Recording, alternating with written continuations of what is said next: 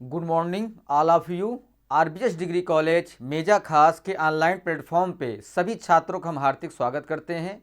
छात्रों, आज जो है आपके बीएससी एजी फोर्थ सेमेस्टर के अंतर्गत जो आपका सब्जेक्ट है problematic soil and there management के अंतर्गत जो है आपका टॉपिक जो problematic soil under different agro ecosystem, मतलब इसका अर्थ ये है कि विभिन्न कृषि पारिस्थितिकी तंत्र का जो है जो समस्याग्रस्त मिट्टी होती हैं वो किस तरीके होती हैं, कैसे पहचानी जा सकती हैं और कैसे उन्हें सुधारा जा सकता है। आज इसके विषय में हम आपको जो है अध्ययन कराएंगे छात्रों। ठीक है, आइए स्क्रीन पर चलते हैं। जो हमारा टॉपिक है उसके विषय में देखा जाए क्या चीज़ें जो है हमें क्या कहते हैं करनी चाहिए कि जिससे हमारी जो फसल है जो है वो अच्छे तरीके से वृद्धि करे और विकास करे और अच्छी पैदावार दे जो है। ठीक है, आइए स्क्रीन पर चलते हैं। जो हमारा भारत है जो है एक कृषि प्रधान देश है। देश का कृषि उत्पादन जलवायु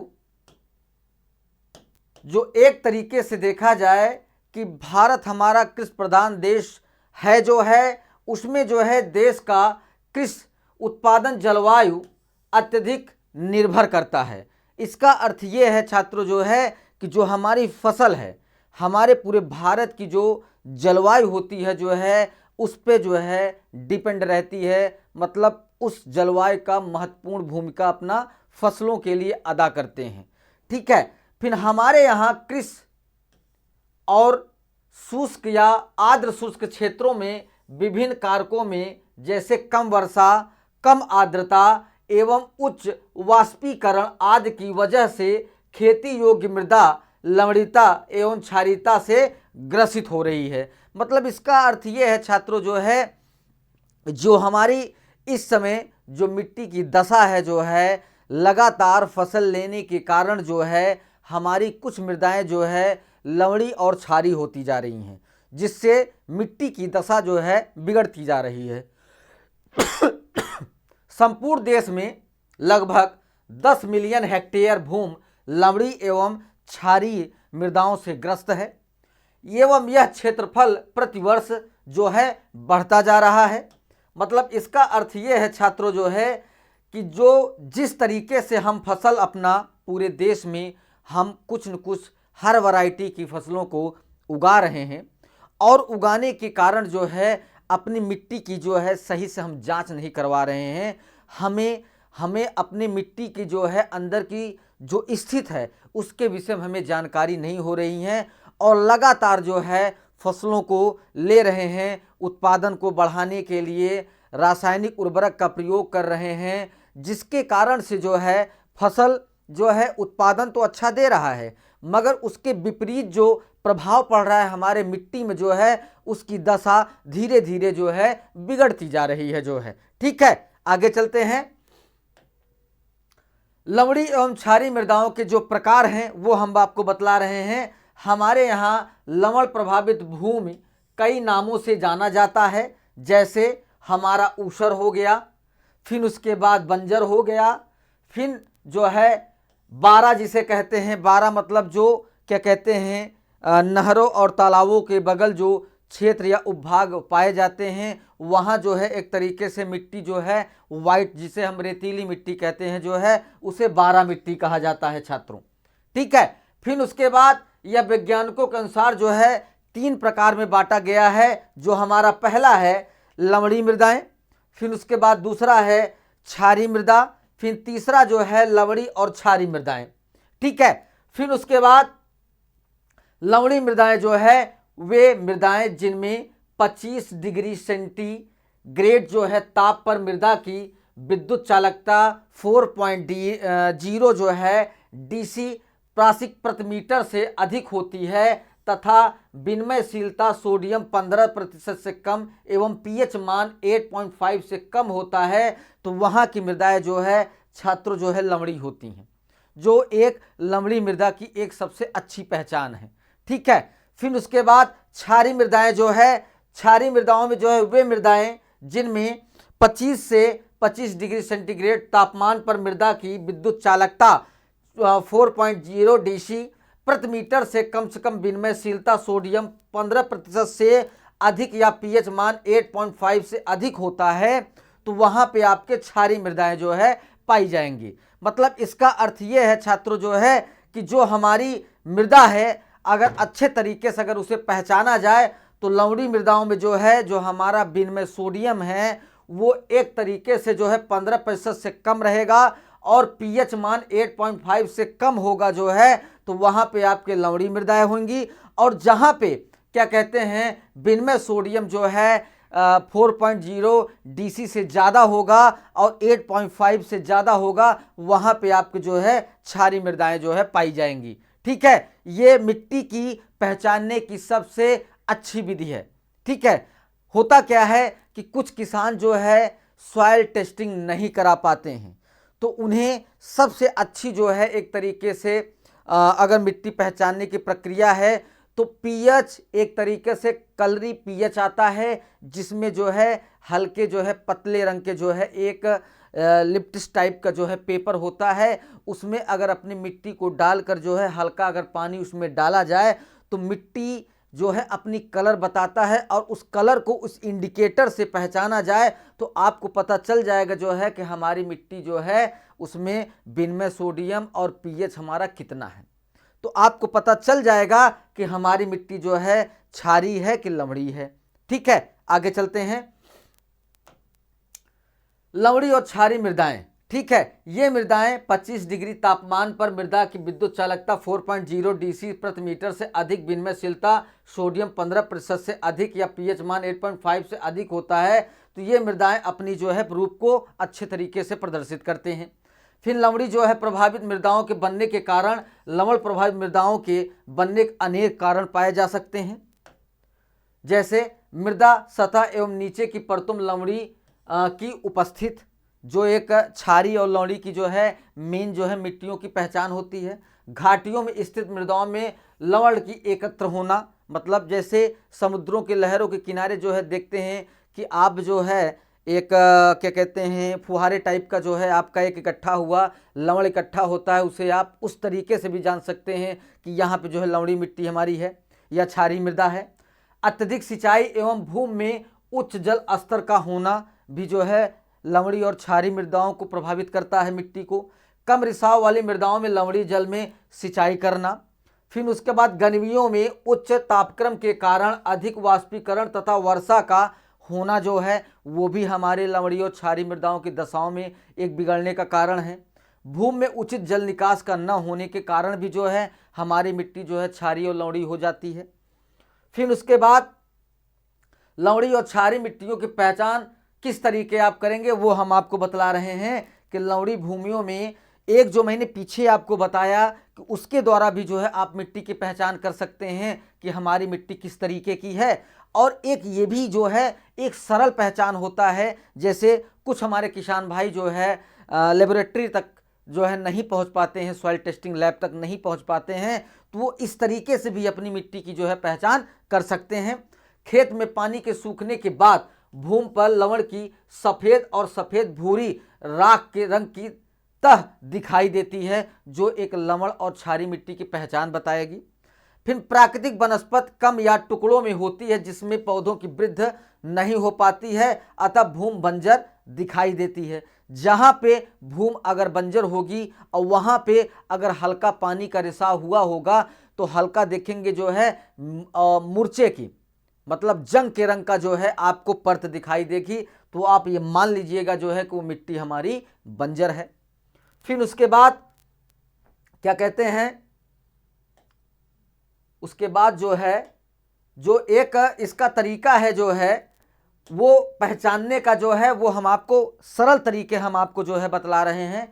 फिर उसके बाद भूमि में पर्याप्त नमी होते हुए भी पौधों द्वारा जल की कमी को दर्शाना, पौधों की पत्तियों का रंग गहरा नीला हो जाता है तथा पत्तियों के किनारे झुलसे हुए दिखाई देते हैं, ये भी जो है हमारा क्षारीय लवणीय मृदा को जो है एक तरीके से पहचानने की सबसे अच्छी विधि है। फिर उसके बाद आता है कि क्षारीय भूमि जो है इसकी क्या पहचान है, सिंचाई एवं वर्षा के पानी का काफ़ी समय तक खेत या क्यारियों में भरा रहना भी जो है क्षारीय भूमि का मेन कारण है। फिर भूमि की ऊपरी सतह का सख्त एवं काले रंग का होना, ये भी जो एक पहचान है क्षारीय भूमि का। बीज के अंकुर भूमि की सतह के बाहर नहीं निकल पाते तथा निकलने के पश्चात सूख कर मर जाते हैं। मतलब इसका अर्थ ये है कि जब हमारे पौधे क्या कहते हैं, हम जब अपनी ज़मीन में जब सीड को क्या कहते हैं शेविंग करते हैं या उसे बुआई करते हैं, तो उस टाइमिंग पे हमारा जब अंकुरण होता है जो है, तो जब वहाँ की क्षारीय भूमि रहेगी तो जब उसके पहली जो कलियाँ निकलेंगी वो धीरे धीरे सूख जाएंगी। जो भी इसमें समय निकलता है उस टाइमिंग पे जो है वो पत्तियां उतनी विकास नहीं कर पाती और सूख के वो पौधे मर जाते हैं। ठीक है।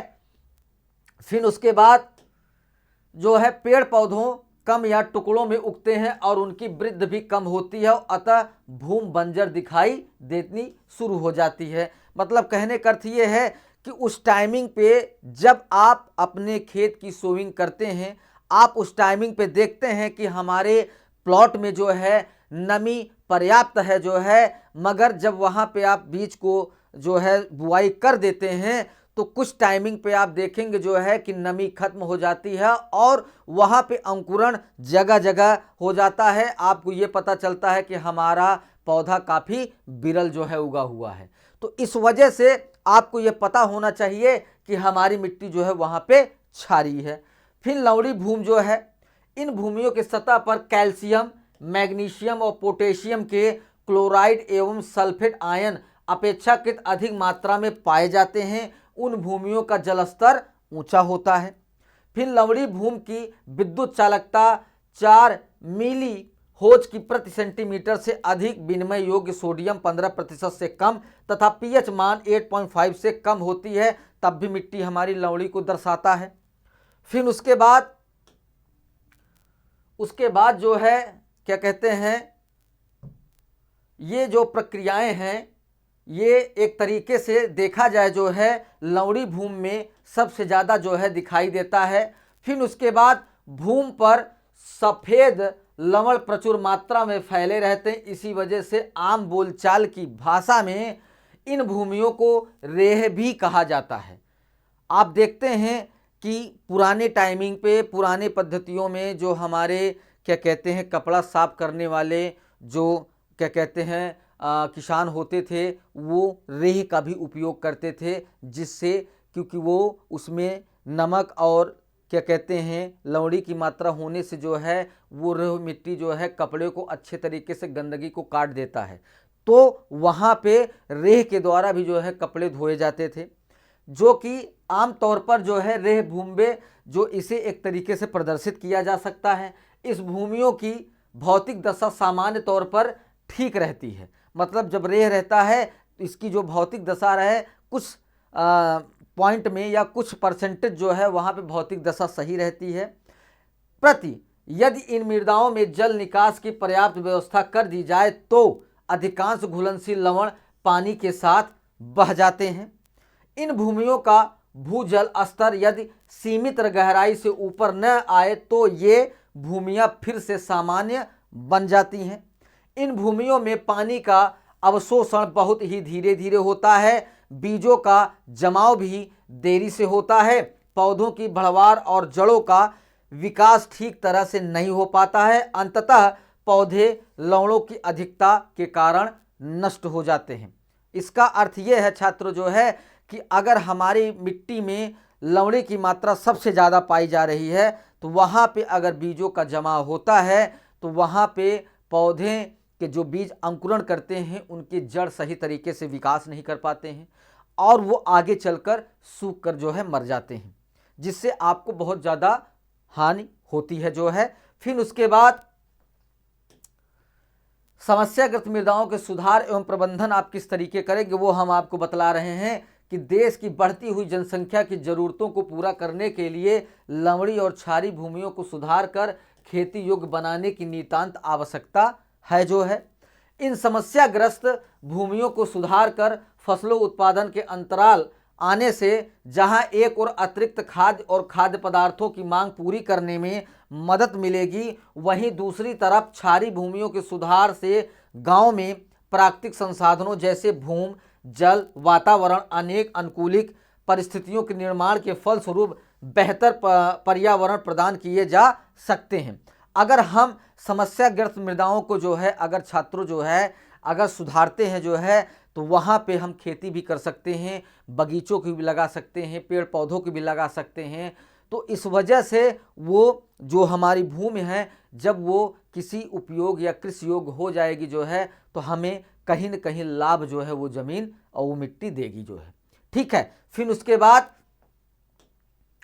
लवणी भूमि क्षारीय भूमियाँ प्रमुख रूप से उत्तर प्रदेश, पंजाब, हरियाणा और राजस्थान इत्यादि राज्यों में फैली हुई हैं। इस प्रकार की भूमियों में फसल उत्पादन न के बराबर होता है। हमारे देश का कुल भौगोलिक क्षेत्रफल जो है 329 मिलियन हेक्टेयर, जिसमें से लगभग 143 मिलियन हेक्टेयर पर खेती की जाती है, जबकि लगभग 117 मिलियन हेक्टेयर जो है परती और बंजर भूमि है, जो कि हमारे भारत की जो भौगोलिक दशा है वो बताई जा रही है कि हमारे कुल जो भौगोलिक क्षेत्रफल है वो 329 मिलियन हेक्टेयर है, मगर खेती जो की जा रही है हमारी जो है वो 117 मिलियन हेक्टेयर पे, और जो हमारी बंजर जो है जो है यहाँ पे जो खेती की जा रही है वो एक तरीके से 143 मिलियन हेक्टेयर पे की जा रही है, और जो हमारी परती भूमि है वो 117 मिलियन हेक्टेयर है। और यहाँ पे अगर देखा जाए छात्रों जो है, तो हमारा सबसे बड़ा लॉस यहाँ पे है, क्योंकि अगर ये 117 मिलियन हेक्टेयर अगर खेती मिट्टी को सुधार कर अगर वहाँ पे की जाती है, तो वहाँ पे कई जो है हजारों लोगों के लिए जो है खाद्य की, भोजन की व्यवस्था अच्छे तरीके से हो सकती है छात्रों। ठीक है, फिर उसके बाद देश के विभिन्न भागों में 6.7 मिलियन हेक्टेयर से भी अधिक भूमि लवण प्रभावित हैं, जिसमें लगभग 56 मिलियन प्रतिशत भाग जो है क्षारीय है। मतलब कहने का अर्थ ये है कि पहले रेशियो जो है 46 के अकॉर्डिंग था, अब जो है 56 के प्रतिशत के रेशियो में जो है ये क्षारीय भूमि और लवणी भूमि बढ़े हुए हैं छात्रों जो है। फिर उसके बाद अभी तक लगभग 1.74 मिलियन हेक्टेयर ऊसर भूमि का सुधार किया जा सका है, जिसपे जो है खेती धीरे धीरे जो है किसान भाई जो है कर रहे हैं और फसल उत्पादन कर रहे हैं जो है। ठीक है, फिर उसके बाद इन मृदाओं की ऊपरी सतह पर सफेद लवणों की परत फैली रहती है। जल निकास का उचित प्रबंध न होने से वर्षा ऋतु में इन भूमियों में पानी भरा रहता है। परिणाम स्वरूप अवांछित खरपतवारों, घासों, हानिकारक झाड़ियों के फैलाव को बढ़ावा मिलता है।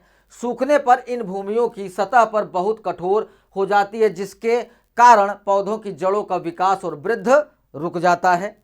फिर उसके बाद लवणी भूमि, इन भूमियों की सतह पर जो कैल्शियम हमारा था, मैग्नीशियम, पोटेशियम क्लोराइड जो है, ये जो है एक तरीके से लवणी भूमियों को बढ़ावा देने में काफ़ी प्रचुर रहे हैं।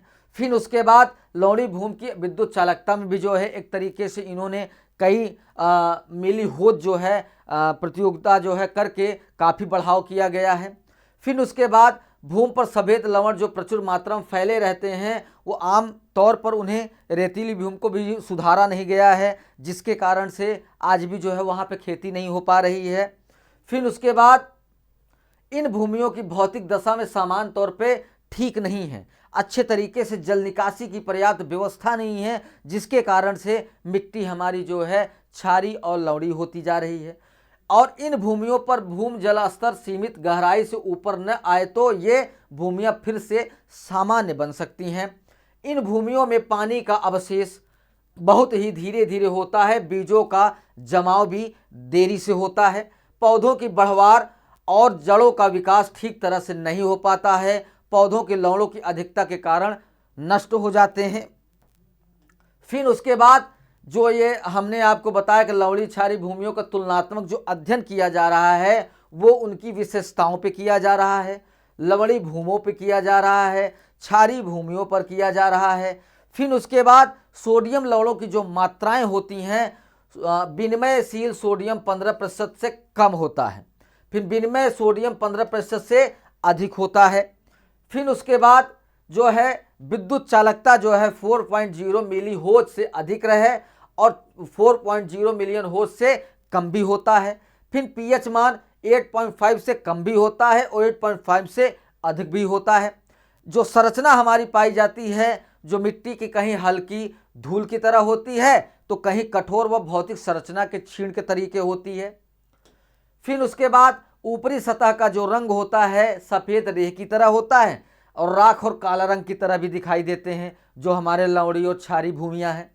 सुधार के तरीके जो होते हैं लीचिंग के द्वारा जो है हम सुधार कर सकते हैं, जल निकास के द्वारा जो है हम लवणी और क्षारीय मिट्टी को सुधार सकते हैं और पाइराइट एवं जिप्सम के द्वारा भी इसे हम सुधार सकते हैं।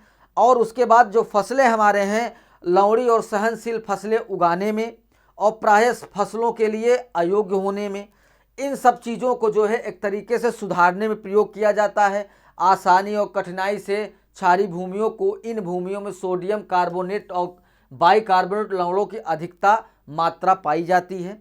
भूमि की विद्युत चालकता 4 मिलियोहोज से कम, विनिमय योग्य सोडियम 15% से अधिक या पीएच मान 8.5 से अधिक होता है।